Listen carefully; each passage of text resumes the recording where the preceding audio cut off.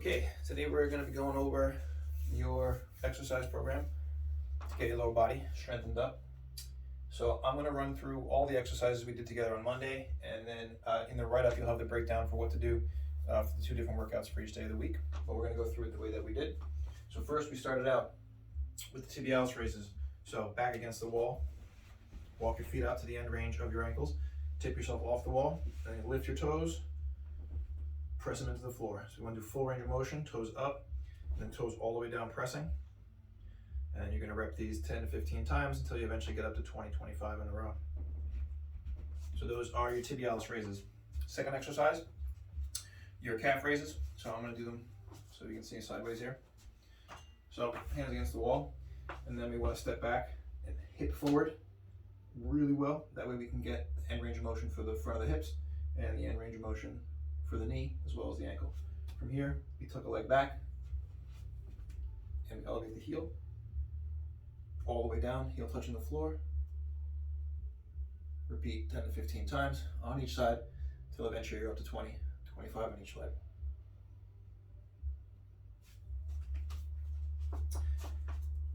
You're going to do 2 sets of those before you move on to the next move. The next move being the Patrick step. So we use something for stability. We get up on one leg, lift the heel, and we slide it forward, and then return to standing. So here, the hip is going to be flat the whole time, extended. We're not going to be upright. We're going to be leaning back, coming back here. Might be at a different depth on each side. Show it on my less able side. It's a shorter move. Or if you want to go for more of a challenge on the knee, the heel can come up. But for now, the heel down is fine. The foot can touch the floor. Or if you want, you can float it. But you want to pause at the end and pause standing. You work your way up to 20 of those on each leg. Just one set. Following those, we're going to do our knee over toe lunges. So if you remember, we use the bench to elevate our front leg to give us some space. So we want to get that foot up high where we get a nice stretch out of the back here. So you got to find the right distance so you can bring this knee as far forward as possible. What you want to try and do is sit that glute onto that heel with that nice straight back leg to get the stretch, and then push back all the way.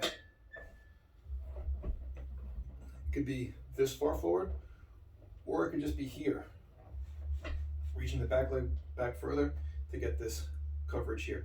Slowly being able to do more and more of that loading. So with this one, you're going to do 5 on each leg. We'll go for 5 sets of 5, and then that will be it for the first lower body workout day. From there, you can go to your arm and wrist exercises, finishing with your stretches.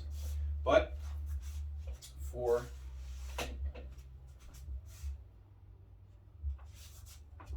the following day, you'll do the same warm-up, 2 sets of the calf raises and the calf stretches. You can do the Patrick step, and then instead of doing lunges, you'll do squats.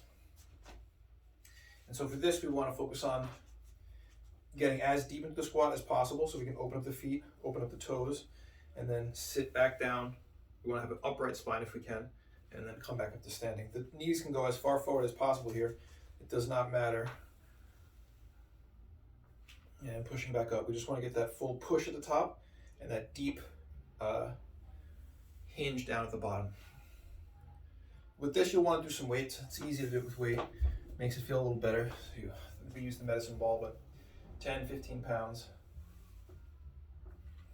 And then if you want to progress to doing more of a knee over toe where the heels come up and the toes come forward, we can do that. I know we had a little trouble with balance there, so we could use rolled up towel or a dumbbell to lift the heel for us.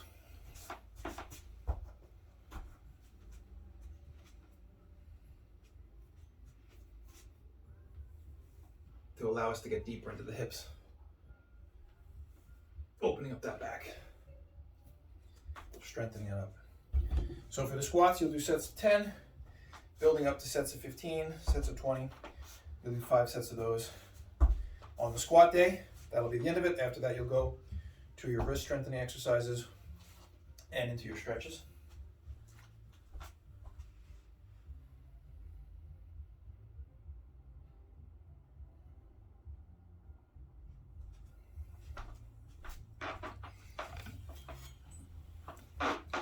Okay, so the next exercise we looked at was forearm shoulder strengthening. So we get our dumbbell, we extend it up, we break the wrist all the way down, open the fingers, pull, curl.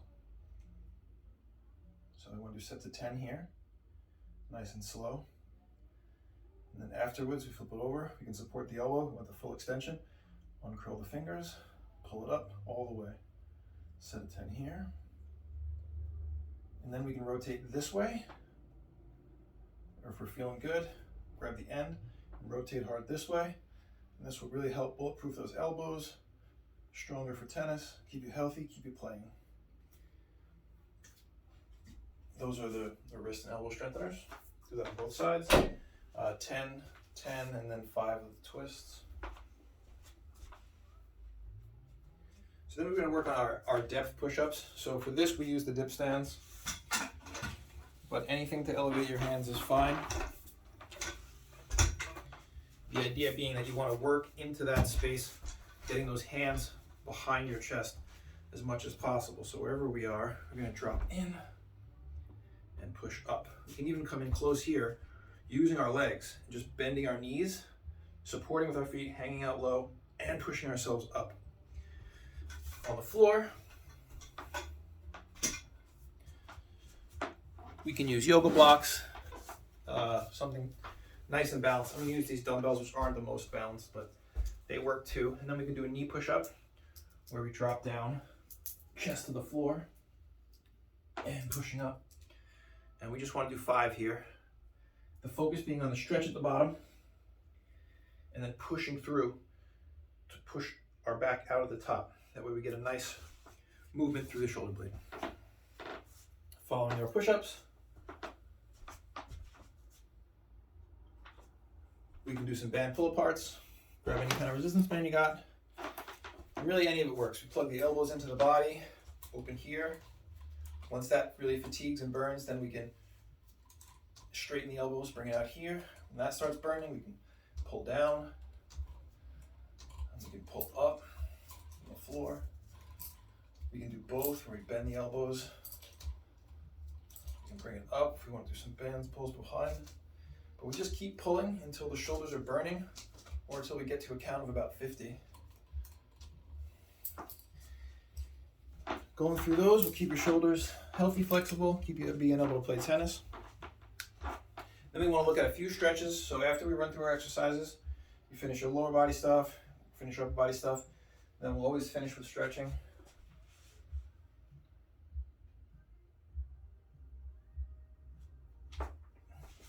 First one we went through was the couch stretch.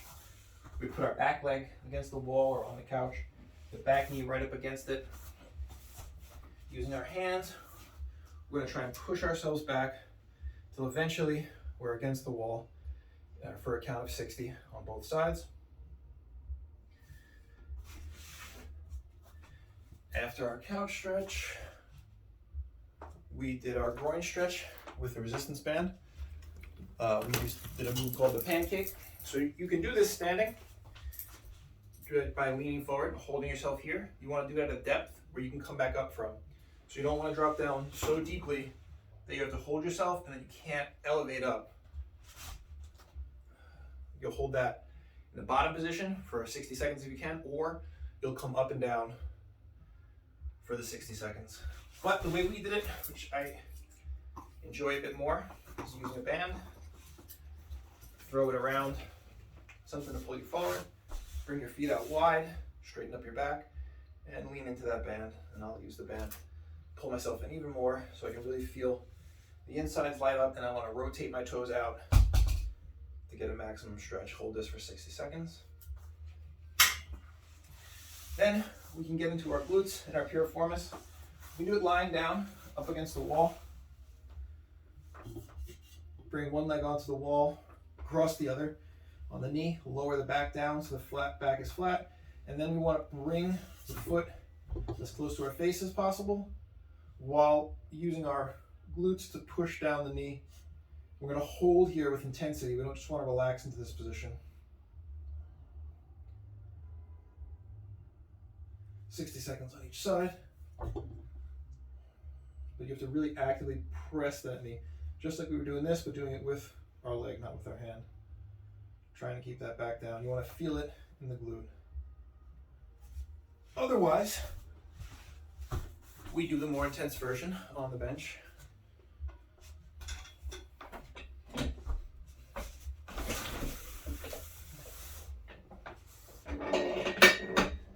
Where we can use a flat bench or elevated, I prefer. Support ourselves here, and then we can drop down deeply here, and we can also hinge forward and up actively to really get into the glute and piriformis. Again, 60 seconds on each side, and you want to repeat through the stretches 2 or 3 times.